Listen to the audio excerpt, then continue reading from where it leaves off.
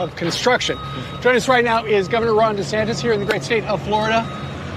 You came up with this idea in the last couple of weeks, right? For Alcatraz or Alligator Alcatraz. Explain it.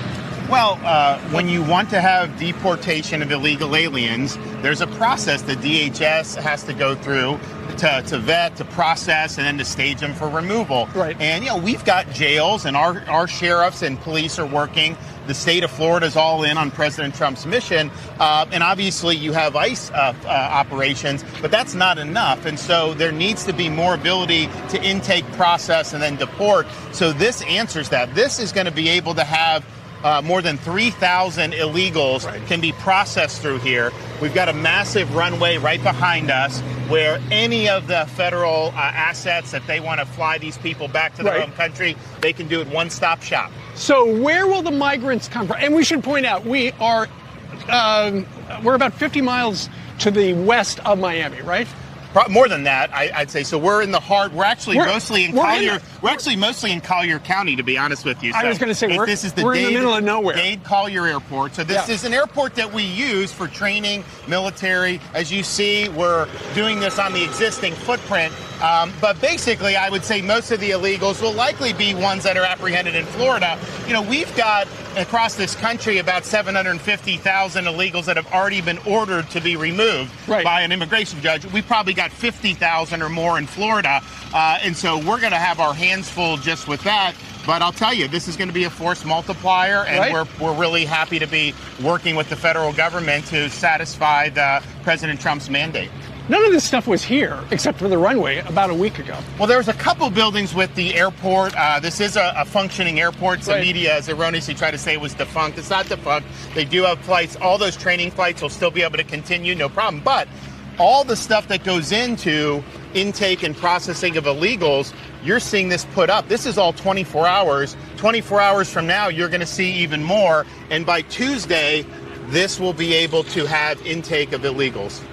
And you've thought of everything. Okay, so there are 4 gigantic tents. Let's come on over here, Governor.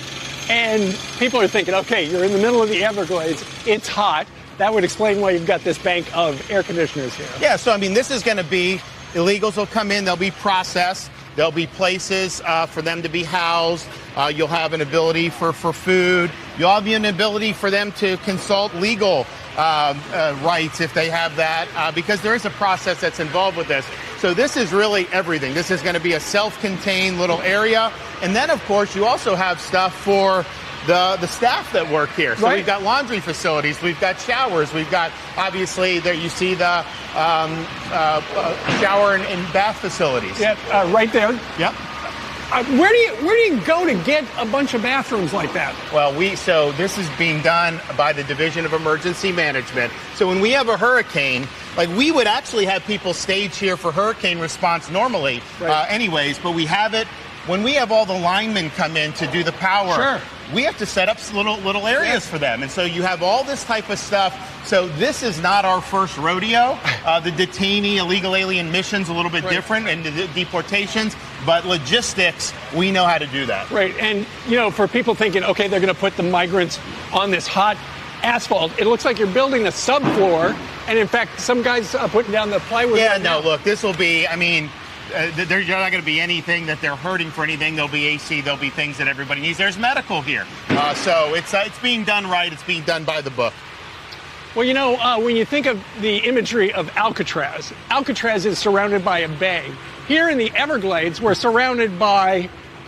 actually surrounded by gators and pythons. So this is as secure as it gets. If a criminal alien were to escape from here somehow, and I don't think they will, you've got nowhere to go. What are you going to do? Trudge through the swamp and dodge alligators on the way back to 50, 60 miles just to get to civilization? Not going to happen. So not only that is it secure, it also takes this deportation mission out of the hair of our local and state law enforcement. This has no impact on Florida residents because some of that stuff can have an impact on them if it's in more populated areas. And so logistically, this really answers the call.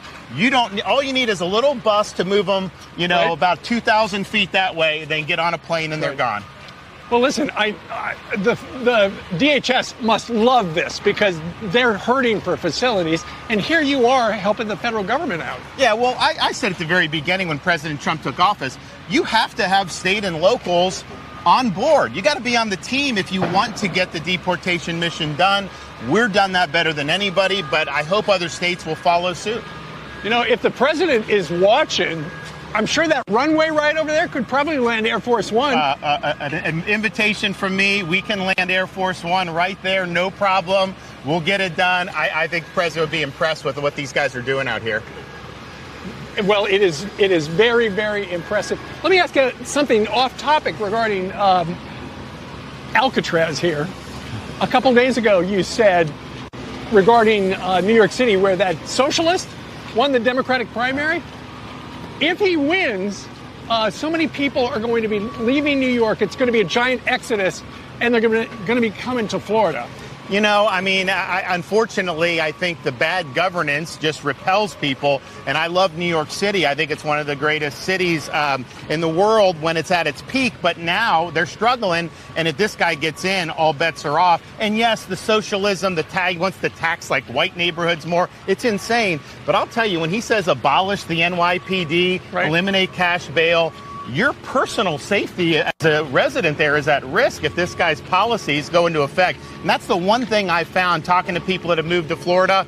They have no tolerance for the kind of defund the police nonsense. And once these leftists do that, they get out of Doucey because they want to protect themselves and their families. Well, and the guy's talking about the grocery stores will be run by the city.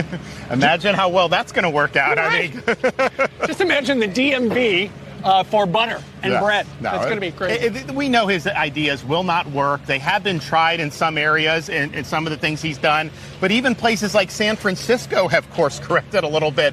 Why would you want to put somebody in office where you know it's going to lead to disaster? Well, and I've heard that I saw on social media that one of those celebrity real estate agents said as soon as he won the primary, his phone was ringing off the hook. I don't want to buy that apartment in New York. Find me something in Florida. Yeah, you know, and it's sad. I mean, we're proud of what we've done. You know, our budget in Florida, even though we have millions of more people than New York State, our budget's half the size of New York. No income tax. We're working on eliminating property tax for our residents. We're doing all this good stuff. Low crime rate, and we're proud of that. But part of the reason we've been successful is because of bad decisions in New York, Illinois, California. People ask me, well, how do you guys do it? I was like, well, I have a little cheat code. All I do is watch California, Illinois, New York, then do the opposite. And when I do that, it works out.